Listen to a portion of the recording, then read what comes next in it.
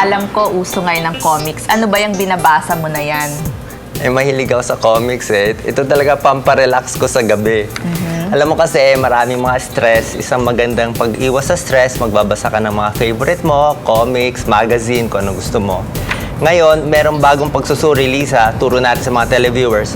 Kung manonood ka daw ng mga comedy movies, nakakatawa o katulad nitong Patch Adams, lalakas daw ang immune system mo for 12 hours. Ginagamit to sa mga pasyenteng may cancer, may infection, para makalaban sila. Pwede sa gamot, hahaluan pa nitong mga comedy movie. Tsaka meron pang mga pagsusuri, yung mga tao daw, ang pinapanood nilang movies, pareho rin daw sa nararamdaman nila. Kaya kung mahilig sila sa comedy, masaya sila.